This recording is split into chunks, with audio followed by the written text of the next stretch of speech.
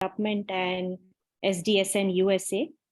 We, along with our multiple partners, have organized this conference. So thank you for sparing your time. I know this must be, again, one of the many Zoom meetings we will have, but hopefully we will have a lot of people gathered here and discussing this important topic. I just wanted to share just this slide on who we are. I hope you'll be able to see this slide just very quickly. As I mentioned earlier on, it's the Center for Sustainable Development and SDSN USA, but it's really a collaborative effort. It is a grassroots effort where we met a lot of times, the community of practice, thanks to SDSN USA, and we were able to get this momentum going and convene a much smaller group who were really interested in organizing this summit. So wonderful that everyone is here, and thanks to the marvelous group here who've been able to organize the summit, 2.5-day summit with lots of discussions and ideas. I think it will be wonderful to get a community of practice going, and also to be able to, the objective of this conference is to share practices, learn from everyone, as well as a very simple, I guess, very simple idea, but it's not taken up very seriously or it just gets lost. Make one more new friend who is doing something similar or something very different, but you'll be able to at least learn from them and share ideas. And I hope this partnership continues. So with that, I'll start our first session. And just before, just wanted to announce, we are video recording this session. So if you are uncomfortable with your videos on, you can turn it off. But I hope that all of you, the idea of this summit is to see each other, have some common pathways. So it will be nice if you can keep your cameras on. But yes, we will be video recording it, and for further dissemination later on.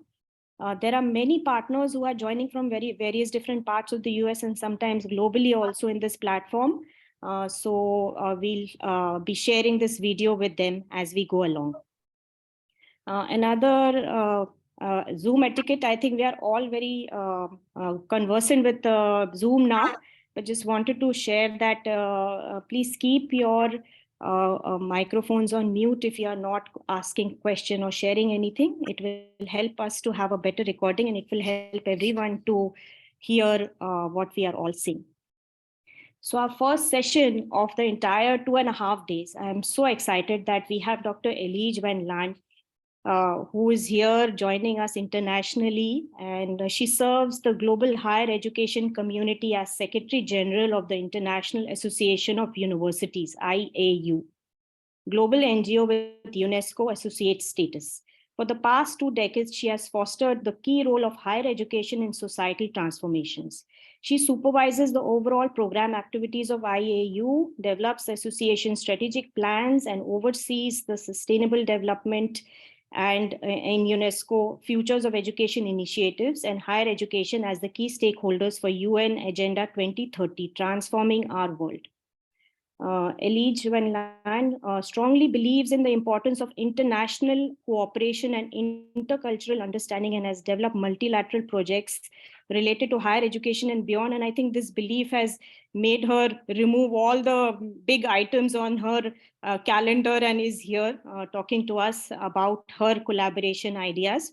She presents IAU in various working groups and expert committees, including the Council of Europe, UNESCO, and the UN, as member of high-level advisory board to UNESCO's Futures of Education initiative, and also our Mission 4.7, UNESCO ESD for 2030 program, the UNESCO and Bergen expert groups of universities and sustainability, and many others. If I go on, it will be an endless list, because I don't think this short bio is doing justice to all the expertise that she brings to the table. So thank you, Dr. Hilligje, for being here, and I would love for you to share your ideas, and then maybe 1 or 2 questions from my end, and then we have all these wonderful participants who have joined. I'm sure they will have a lot of questions for you as well. Over to you.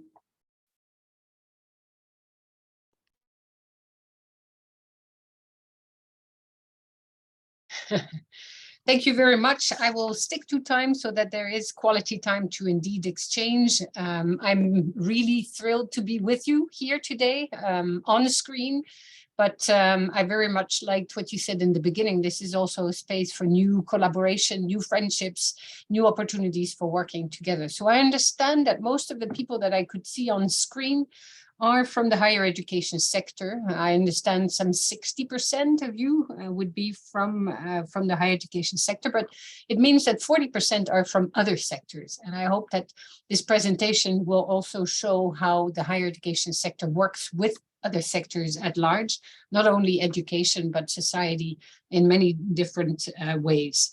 So I will share my screen so that you have you have something to also look at if you don't want to listen to everything. Here is the beginning. So in order to for you to see where I position this presentation, that, by the way, was facilitated also by a dear colleague of mine who's with us on screen, Isabelle Thoman, also from the IAU, who is the officer in charge of much of the work with me on higher education and research for sustainable development. So it's good that she's here. She will be able to share also some information in the chat, and she's also a person you will be able to connect to in the future. So it's really looking at how higher education is transforming. It's also the topic of this this conference here today. It is looking at how education transform in order to secure a more sustainable future. And what that means is what we will try to look at here today. The question that I ask is, is Agenda 2030, for that matter, the UN Agenda 2030 and the associated Sustainable Development Goals, a suitable framework for higher education and cooperation? And that is what we can explore further, and hopefully it will trigger questions as well.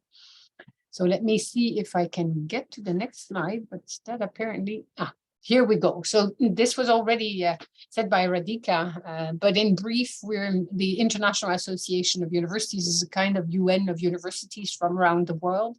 We bring universities together from all 5 continents to work on key priority areas of work: leadership, internationalization, fair and inclusive internationalization, higher education and research for sustainable development, the digital transformation of higher education, and last but not least, we also focus a lot of our work on advocacy for values-based quality higher education.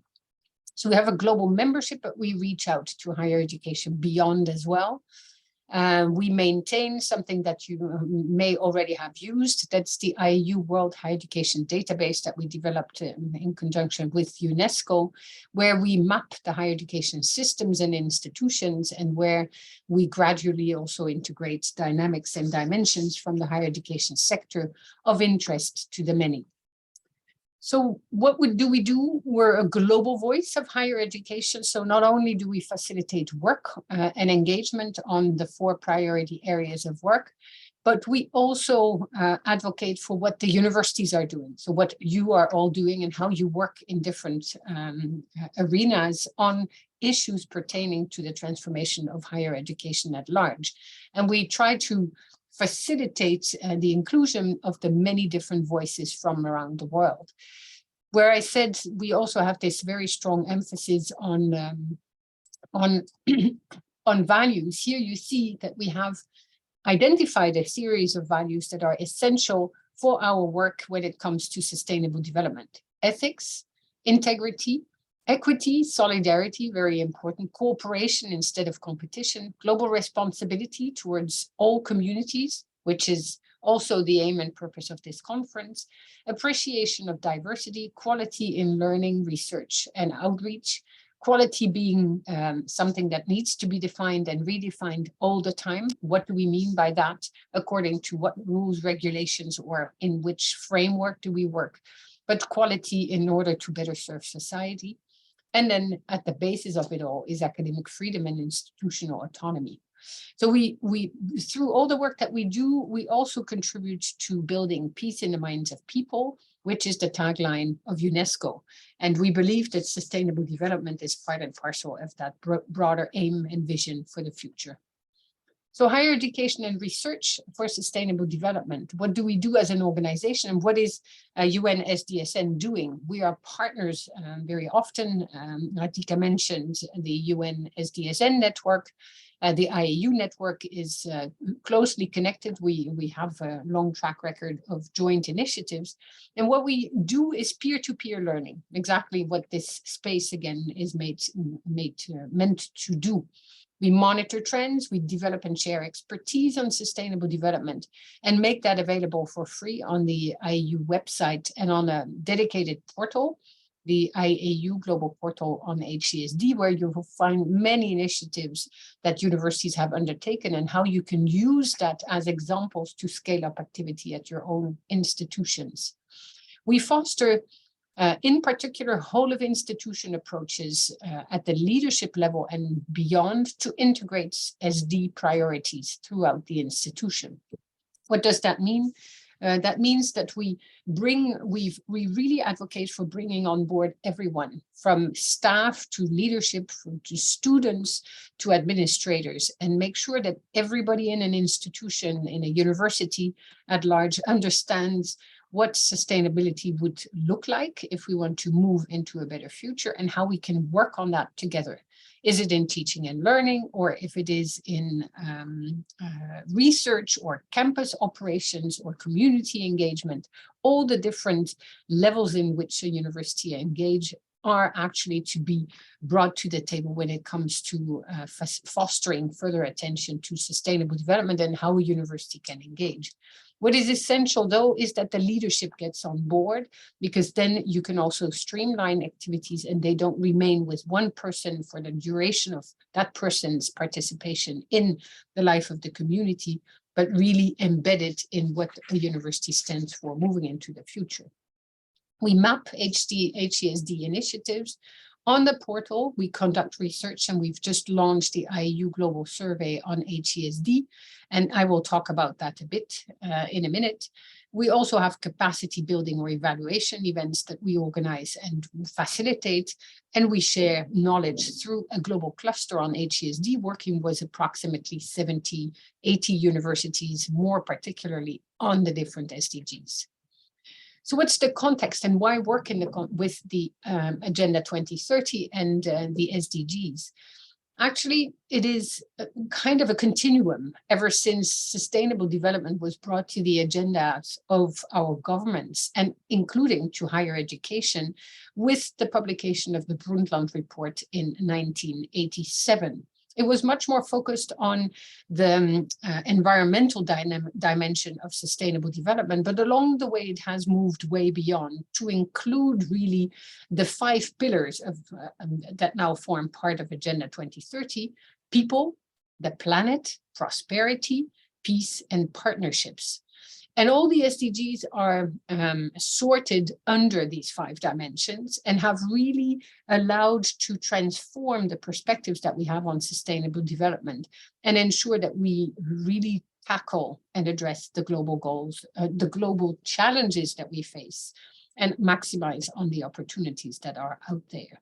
So I would say that anybody wishing to engage for the first time with sustainable development, I would invite you to read the introduction to Agenda 2030 and scroll through the definitions of the 17 goals, as they come with a lot of background information that was carefully crafted with the entire higher education, or not with the higher education, but with the global community trying to understand the global challenges that we face.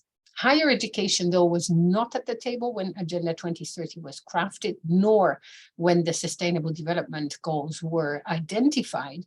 Yet, since the adoption of Agenda 2030 in 2015, a lot of work has been done to show what universities can do and why, with their 250 million so students around the world, they have one of the most important roles to play. Education is at the heart of it all, and that is what Jeffrey Sachs also repeats in all his presentations.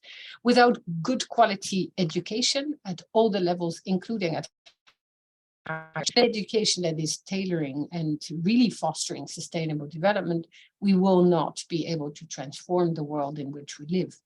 And thus Agenda 2030, with its time frame until 2030, we're midways, is a good framework that actually allows to have these very essential conversations that also need to take place between the different stakeholders within an institution. Very often we see that universities are still working on a siloed structure, departments, people in research or people in teaching, people working on campus operations. But there is a real need for further cooperation also at the institutional level and bring the different dialogues together in order to actually trigger and facilitate innovation. It is through interdisciplinary approaches to things and to complex issues that we will be able to find solutions that we so much need in order to address the goals that are in front of us. So the agenda is really a win-win situation. This is a beautiful graph that was developed by SDSN Australia. Many of you must know of it, but you see by this these arrows on the screen that it is a win-win. It's universities can engage with the SD. It provides for new knowledge. It educates further generations and future generations. It also allows to actually tackle these grown challenges that are generating a lot of stress among many people, and thus to really address them in a proactive way in order to find solutions and also maximize on the opportunities that are out there and find opportunities to move away from the challenges that we face. We work, it allows to work also at the local level to take on board the global challenges and translate them at local level. To engage critically with everything that is around us in a more dynamic way and ensure that even research that is providing for a lot of information can be translated properly in order to be used at societal level. The SDGs themselves, they influence the universities as well, because by working on them at national level or research through research groups, they also influence the transformation of our societies and thus have this influence on the transformation of universities. And we've seen that over the last 5 years, I would say, where the Agenda 2030 and the SDGs have become a backdrop to much of what universities do. And it indeed has triggered this kind of transformation towards more transdisciplinarity and a different approach to everything that's being done inside. So knowledge is at the heart of it all. Collaboration is the key word instead of competition, exchange, which forms part of that, and ultimately learning in order to transform.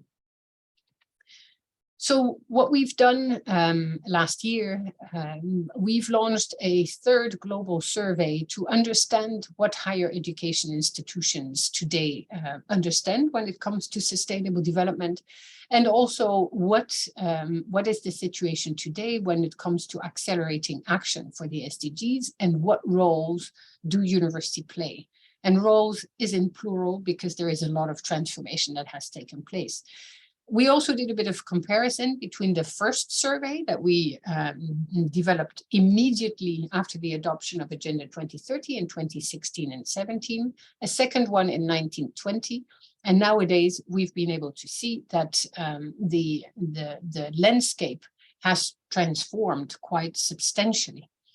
We've been able to analyze the current engagement of higher education with sustainable development, and we see a very clear transformation of the way in which universities engage. Initially, it was a lot of capacity building, it was a lot of communication, it was a lot of awareness raising. And today it is more of a process in which universities see the value of engaging with the sustainable development goals. And they have developed a plethora of activities and initiatives inside the institution to facilitate engagement with the set goals at all the levels. It includes social sciences, humanities, and other sciences in a very proactive way. And it also includes everyone on board. Students very often play a very important role, but so do the teachers in any of the levels within the system, the researchers, and the leadership at large. Here we have some of the key concepts that initially were concepts that people didn't understand and didn't know exactly also how a university was to engage with them.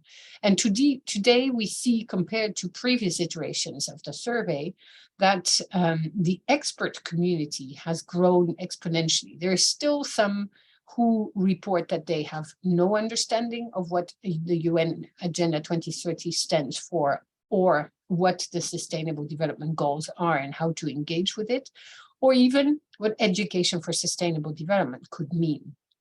What is more surprising, though, is that there is still 7% of the respondents that indicated that they have no understanding of what global citizenship education would cover. And that is something that we will integrate more dynamically also in all the work that we do. On the other side of the spectrum, you have the experts in blue, and that is really a community of people in the higher education sector that have developed expertise over time on all these different dynamics that form part of this engagement with the Sustainable Development Goals. And so where there is a lot of advocacy for the goals in the agenda itself, now we can work much more on what it means and how it translates in the institution and how to really have this peer-to-peer conversation on how to develop things together. So the opportunities are to really engage with the Sustainable Development Goals at all the different levels to, for instance, launch research projects and initiatives. We've been part of a beautiful project in January, together with the University of Bergen in Norway, with the University of Costa Rica, with the Université de Brest in France, or with the University of Ghana, Cape Coast in South Africa. And the aim of that project was to work on SDG 14. It was coming from a project called Semester, C like the sea, S-E-A, and a semester abroad. And they spent 4 months on a beautiful ship, the Staatsraad longship Leemkool from Norway, a ship that traveled from Norway through the Caribbean, Fiji, down to South Africa. And it had on its board tens of students who could work on different aspects of SDG 14, life below water, connecting it as well to 13, climate action, 15, life on land, quality education, inclusion, reducing inequalities, 5, gender dynamics. So it was a very interesting project that allowed in a compacted period of 4 months to bring students from an expertise in their own field, in their own university, in their own cultural context, to work together with 40 other students and together to develop an understanding of very many different challenges to the oceans. And the many things around the oceans, even food and nutrition, poverty, health issues.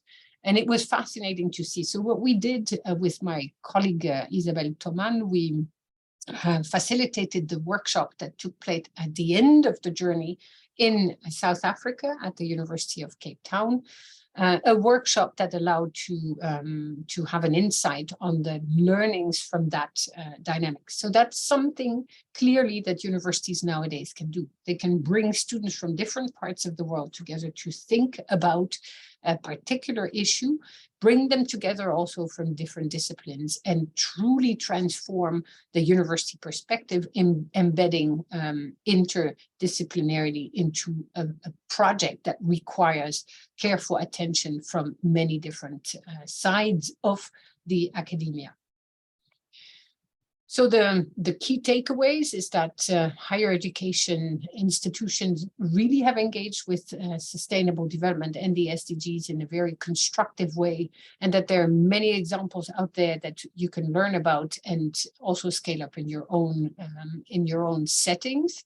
that the leadership is really identified also as a change maker, and somebody and different leaders within the institution are key to really also embrace the dynamics around Agenda 2030 and the SDGs in order for the whole of institution approach and the institutional strategy to be confirmed and reaffirmed along the way, even if people change jobs and if things transform. It allows to bring together regional differences and look at things from the global north to the global south, the east to the west, from one institution to the next, from France to the US, from the US to Colombia, from Colombia to Ghana. And we realized that through these connecting points, we have a better view of a challenge that looks local, but actually has so many implications at the global level. So we've developed a global cluster to give a last example here, and the global cluster on HESD. We thought also, what is it that a global association can do? We invited key institutions, or not even key institutions, we just sent an open invitation out to the IAU community and invited universities to come forward and to indicate if they wanted to champion any of the SDGs. We've been able to identify 60 universities from around the world to lead on SDG 1 to 16. And around them, we invited them to build a subcluster around any of these SDGs, still connecting to the others. So we didn't invent new silos, but we wanted to really create first a global network in its true sense, and then a network that would connect the SDGs among them and also connect the different people within the institution. So the cascading effect of this global dynamics is the one that forms the work that we do under SDG 17, partnerships across the globe and across the goals and across the disciplines. It works. There's a bit of work, of course, in facilitating and ensuring that these connections are upheld and function well. There's a lot of work around intercultural learning and dialogue and these dynamics that allow to actually learn from each other on an equal footing, and understand that if you speak from Colombia or you speak from Ghana or you speak from Japan, you speak a similar language and you all try to find answers to issues that we face globally, but also locally. So other concrete examples is that we take all that work and we bring it to UN level. So we've taken part in the UNESCO World Higher Education Conference 2022 in Barcelona last year, which allowed to use all the expertise gathered and inform the roadmap for higher education to the future. We have this project with Bergen that I talked about, but we also have much more focused initiatives such as a webinar on 7 March to come on gender equity with a network called EVORA, which stands for European Women Rectors Network. And so it's an association that brings together rectors, women rectors from Europe, to think about SDG 5. And we will have a very dynamic webinar there around the world and with women rectors in Europe. So we have the global lens, and we have the very specific lens on a theme. And that's where we then contribute to the UNESCO Education for Sustainable Development 2030 network as one of the key partners. There are many more examples. We don't have the time, but just to give a few. When this PowerPoint presentation will be shared, there are a series of links that we selected, which all come with a hyperlink that you will be able to access. And we invite you to get in touch with us, engage with the different opportunities for engagement that we have. And we hope that will allow us to have a conversation moving into the future of this conference over the 2 days, but also hopefully into the future. So I will leave it at this for now.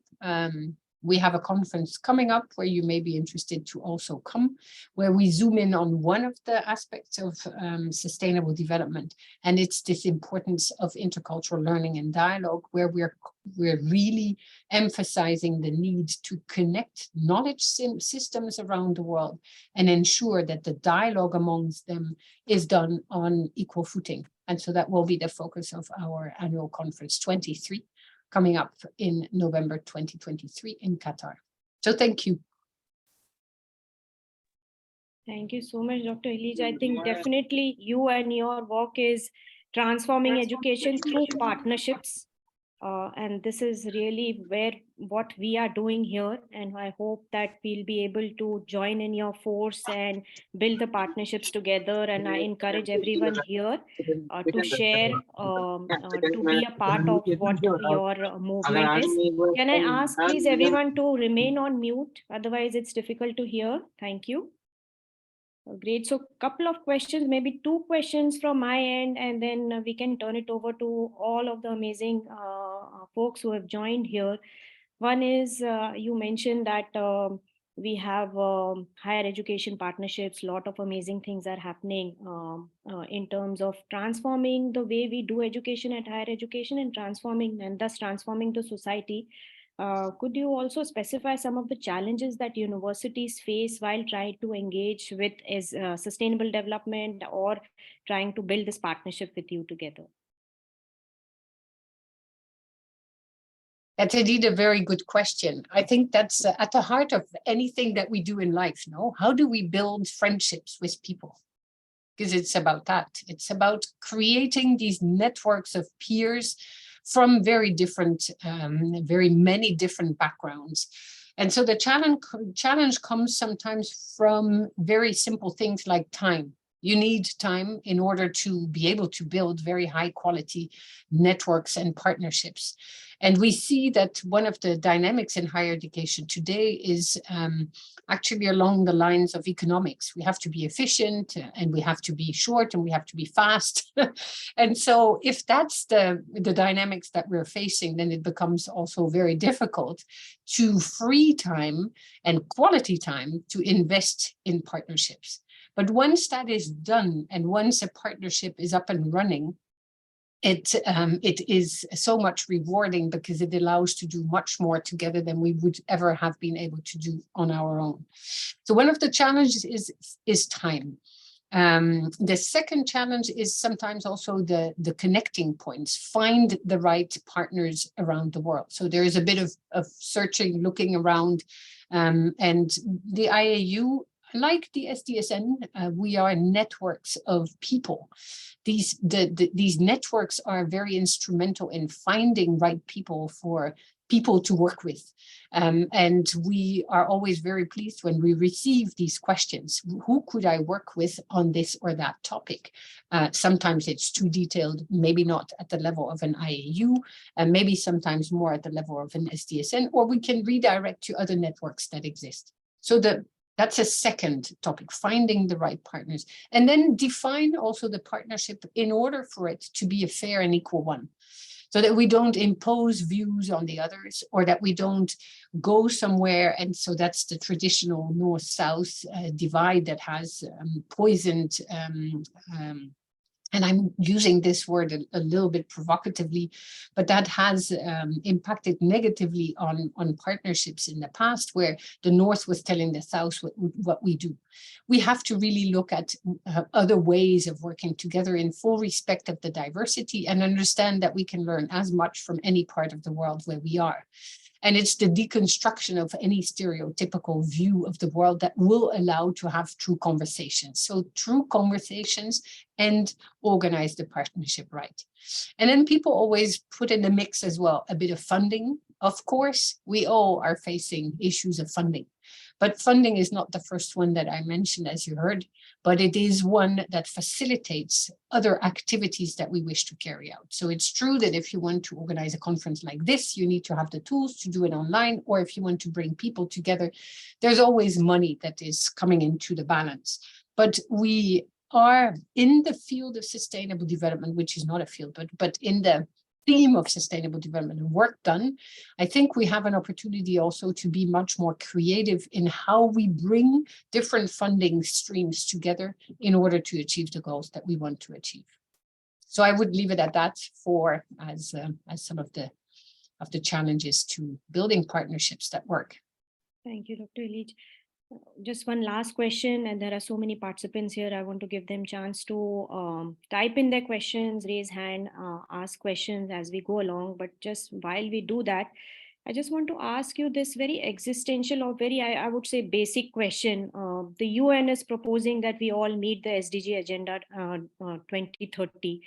And we are focusing, us Mission 4.7 is focusing on SDG 4.7, targeting sustainable development, climate education, global citizenship, many other things. And you are here creating this whole global momentum with higher education institutions. But I want to ask you whether what is the role of leadership at the higher education institutions, focusing on Agenda 2030 or focusing on the UN Sustainable Development Goals. Many of the higher education institutions or our individual capacities, we are all busy doing our bit, especially after COVID. We are doing courses, developing new things. It becomes, how do we bring all this together? How do we frame Agenda 2030 in our work going forward? Just some suggestions on your end, I think would be great to lead us on that path. Thank you for the question. A very good one. I think there again, I emphasized it on at two moments in my presentation. Leadership has a key role to play, because as you say, everybody is so busy. We're just incredibly challenged by this concomitancy of and online and face-to-face and the family, and everything has changed since COVID. So we're juggling, still finding our feet into a better balance between work and personal life, and also finding a better balance in the kind of work that we do. We're now all supposed to be able to do it all, because the online and digital world has opened new opportunities. And so very easily we move our daily operations into the night or very early in the morning, and that's maybe not that very healthy in the future. What the leadership can do is help addressing these issues and finding the balance. Already, if a leadership is totally on board the logic of an Agenda 2030 and the Sustainable Development Goals, it is much easier for staff, students, and administrators within an institution to also liaise and relate to that. There is a vision and a mission that a leadership can set out, and that vision and mission can be co-created with the other stakeholders inside the institution. That's that whole of institution approach to things that are happening within a university. Easier said than done. But what is clear is that there where it works best, where we've seen it work best around the world, whether at the University of the West Indies, the University of Gothenburg in Sweden, the University of Ghana, or the University of UAN in Colombia, or other examples from the Tsukuba University in Japan, is where there are these constant dialogues, so that coffee breaks are reserved at times for conversations, that conferences are organized at the institutional level, that people are travel to events or participation online, and that time is freed for that, and that is supported by the leadership is very important. A second thing is, if an institution embeds monitoring mechanisms at the institutional level also to report on these, it valorizes the work that people have done, and it allows them to also then justify many of the time that they invest in working on these different dynamics, because it's often also a matter of recognition, because SD is always at the building these bridges between disciplines, and so it's much more difficult to see it recognized in a specific, very traditional academic way. So there is a need for university leaders to also look at the merit systems within their institution and facilitate the transformation of those in order to facilitate the transformation that we need today. I don't know if I replied to your question, yes, but that's very concretely with specific examples, and that's always very helpful to hear, Dr. Hilligje. I think that's wonderful to hear specific things on what we can do, and we will share the slide for those of us who are coming late. I think Dr. Hilligje's presentation was super phenomenal to tell us what the overall picture is on sustainable development and higher education, and she's building this momentum. I would like all of us to participate in it. And the last 2 slides we will share again, so that we can join this momentum, as she is the one that she's spearheading. With that, we have around 20 minutes or so for questions.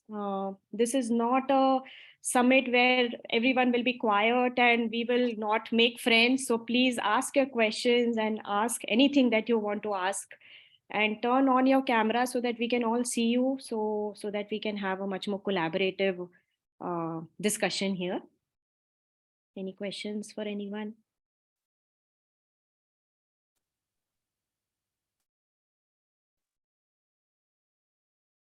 Hello, my name is Sushenda. I do have a question regarding K-12 schools. I see that you have created a partnership with upper institutions. How do you work with K-12 schools to support, that momentum at the lower end of the education system? I would like to say there is no lower or higher. It is a continuum, and it is also something that is really a dynamic movement between all the different levels of the education system. I know that sustainable development is on the agenda for many of the teachers in the K-12, and that they sometimes struggle also in finding their feet into how do you address climate change with 5 years old? What do you do with that? How does that operate? So there's a very strong new dynamics of lifelong learning opportunities for teachers as well. There is a whole teachers network that has been created in particular by the UN and by UNESCO. There's a UNESCO schools net focusing specifically on ESD. There is also a whole series of summits that took place recently, the TESS, Transforming Education Summits.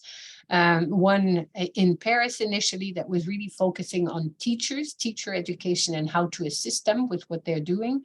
And we see that the US Summit on Transforming Education is actually in line with that dynamic. And in New York, the governments met again in September to discuss how the K-12 sector could be supported much better, also by the other sectors of education. What's the link between the two? Most teachers are educated in the higher education system. At least that's the case in most of the countries in Europe, in Africa, in Latin America. The US, you will be able to speak to that much better than I can do, but there needs to be a much more attention paid to this educating the educators and facilitating their transition to K-12 with the skills, competencies, and knowledge they need in order to educate the younger generations, who then later will feed back into the higher education system. And that's what we call in French vase communicant. So these things that you pour it in one and it comes back in the other. So it's really absolutely interconnected. At UNESCO, there was a true wish to ensure that the different education systems would work together much better. And they've created UNESCO ESD 2030 Net. And that ESD 2030 Net has also a website, and there are initiatives that are popping up. And at the end of the month of March, there will be a session that we, maybe Isabel, you have the link, you can put it in the chat. Where we will have a session where with different education levels, we will be working towards finding new ways to collaborate moving into the future. Thank you so much, Dr. Hilligje. I think that's a good connection to have. We have Frank Leopold here who's asking a question. Before he asks, I just want to give a quick background that he's really spearheading a lot of climate education in the US. So we are lucky to have him here, and maybe he can discuss a lot on how this continuum can be built and what we have learned from his experience. Frank, and your question to our keynote speaker. Thank you for the opportunity to speak and ask my question. We could talk a long time about the work in the United States, microcosm of the international effort. But I think one of the things that we've learned in the United States is, and it builds on the part of your answer that you just said about the UNESCO 2030 net, is one of the areas that effort that is still before us is the infrastructuring and networking and network all of the organic work that is already, that is going to set the foundation for the systemic work. That's what we're seeing across the United States. And it's very, very positive. But unless we infrastructure and not work all of it, the innovations don't travel. The communities of practice don't travel. The higher education institutions that are training teachers for sustainability and climate doesn't travel to the other schools. What we find is often all of these efforts are highly decentralized and isolated from each other. So all of the work we could do to address that would be incredibly valuable, but it's complicated and deeply underfunded. So does that resonate with you at the larger international scale? It does, Frank, definitely. And I think this would merit a further conversation if you wish in the future. But definitely that's what we've also seen with the higher education community at large and the work that's being done. People felt isolated. They didn't know who to turn to. They didn't know where to find the information, etc. And we started very basically with creating an IAU HCSD portal, Higher Education for Sustainable Development, where we started to map what was happening, providing for contact details, etc., for people to connect.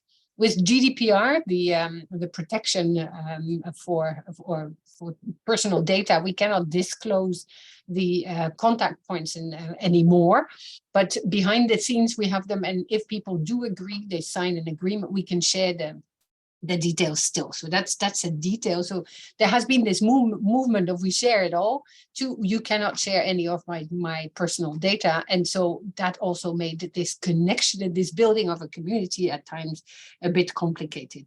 But you're absolutely right. As long as you have this organic development of work being done around climate change education, for instance, where there is so much more need for understanding what that entails and how you can translate that at all the different levels of the education ladder.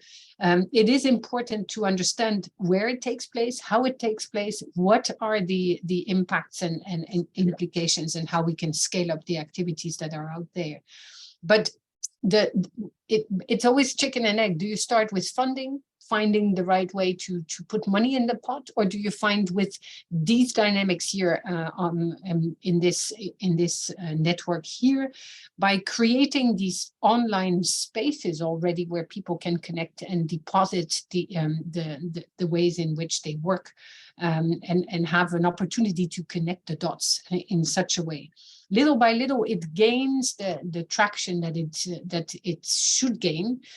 And there will be a facilitation. So I'm an optimist by nature. So I guess that's what you can hear. But I think that's what we also need, because we need for people to see that baby steps actually will lead to the giant steps that we need in order to move very fast into the future. So not be desperate. Think that, yes, anything that we do is very important. Find these connecting points. I think the IAU for higher education is one place. UNESCO for K-12 and lifelong learning is another one. And really trying to develop these networks at local level and let those grow organically is probably the best way to go. The infrastructuring is a term that I didn't know, but I like already, and I try to use it. But it is true that will allow to then also ensure that these beautiful examples of engagement don't get lost. And it's not because somebody moves on that then all of the work that's been done for 12 years just falls flat and has no future. So it's important to embed it. And that's where I come back to the importance of a school director, a center director for a leader of a university, a rector, a vice president, chancellor, to pick up the ball and really make sure that there is continuity through allocation of at least staff time. full-time equivalent time for people to monitor what is happening and support the work that's being done. A second thing, when it comes to higher education, what is extremely powerful is these green offices for students. This is a movement that started in Switzerland and was picked up in the Netherlands and Belgium and became viral. This green office movement allowed to create green offices in the universities, led by students, for students, but also for the university. And these green offices, you can type it in and find it, allows to also always have this continuum between students leaving because they finished their studies, but pass the baton on to the next ones and develop this really important understanding of where the university goes. And at the same time, give agencies to the students so that they are part and parcel of the development of this, the SD agenda and strategy for institutions. You can do that at school level as well. Thank you, Dr. Hilligje. I think there are two very practical questions that have come up, and I don't want the session to end without at least these questions. One is by Sudhakar. He's basically suggesting having a global funds towards such integration of SDGs into higher education in developing country universities. You mentioned maybe it can be towards research funds as you suggested, so maybe you can elaborate on that a little bit. And then from Deepak, who's asking how can we have companies also work closely with universities, because ultimately we should all be together, and is there any example that you've seen where companies have come together? Yes, interesting. A global fund for developing countries, always more difficult, because there's a lot of those funding that disappear in the infrastructuring of those global funds. I used it again. You see that I'm playing with a word. So not always the best opportunity there. I think that what is very important is for the higher education sector or the education sector at large to lobby to the governments as well. There needs to be a buy-in at government level. There needs to be an awakening call to governments so that funding is also allocated at national level. Why? Because we are all on this same planet together, and we need to act now. And it's in the interest of any nation, any country around the world to be part of this movement towards the creation of better ground for a better and more sustainable future. That's what Jeffrey Sachs does a lot as well. And he's really a champion in that. And it's very important. So really go to the governments and lobby to the governments, providing them with clear and informative information that governments can digest, use, and understand. So it is making a plea. It is a research-based evidence of the need to do this, that, or that. And it is explaining it clearly because politicians have only little time to pay attention to everything that comes to their plate. And they need to understand what their role can be and how they can invest in something and what would be the benefit for them in the short political time they have in office. So I think the whole understanding of the lobbying is incredibly important. That's why every year when the UN meets in New York for the high-level political forum on monitoring the advancement on SD, we go as an IAU with many higher education institutions and with the International Science Council to work with the many experts there and government representatives to put it on the agendas of government. So funding can be at the institutional level, in a school level, it can be in a city, it can be at national level, it can be at regional level. A global fund, that is beyond my call of duty, and I'm not always convinced that that is the best way to go. When it comes to entrepreneurial approaches or this link between HE and business, a lot has happened, I would say, over the last 20 years, where governments have, business has understood much better the value of offering traineeship to students at different levels, at bachelor, master's, doctorate, in order to learn from the people coming into their business, but also to help build the kind of education that we need for today and for tomorrow. Never will we align a university to the business of today, because tomorrow that business will be out of order and totally passé. Not interesting. What is interesting is to trigger innovation, and thus to have this constant flow and dynamics and exchange between generations, and ensure that those who come out of the education system are considered for what they are, i.e. the citizens and the engaged citizens for the future, and they can help inform and the business then in return can also help. There are various initiatives. I could give the example of Durban University of Technology in South Africa, where the university has created a whole startup spirit and mind in the university, and has created opportunities for young people to work with the world of work, with businesses who come into the university and develop new perspectives on anything that business is developing. Another example would be in Canada, in Hamilton, for instance, where universities have developed similar kinds of hubs of innovation based on the spirit and mind and perspectives of entrepreneurial and really startup dynamics that allow, again, to offer playgrounds that, again, I come back to the idea of time. You need time to experiment. You need time to try. You need time to get into the possibility to translate your ideas into something that is concrete. So having these dialogues with the world of work and with business in particular can be extremely productive. What is very important, though, is that the universities need to be in the driving seat and not allow the businesses to define what the education of a university should look like. Thank you so much, Dr. Hilligje. I think your topic has been, and your presentation has been so fascinating that I think we can continue discussing it with you. And it's so great that you are here answering all our questions very patiently, but I'm mindful of the time. And I need to also let you go. Thank you for sparing your time with us and giving us an inspiration on how we should connect, build partnerships, and take this momentum forward. And we will be definitely sharing the video along with the links that Isabel has shared with us, so that we can join your group and see how we can benefit from each other. So thank you again. And this has really been fascinating. Thank you for kicking off our summit in the right direction. And hopefully we will follow all the suggestions and keep all these frameworks in mind as we go ahead. Let me thank you and thank all those who were patient enough to listen to me.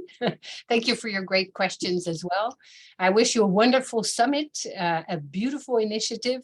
It's the first one, I understand, and I really applaud to the dynamics that you put in place.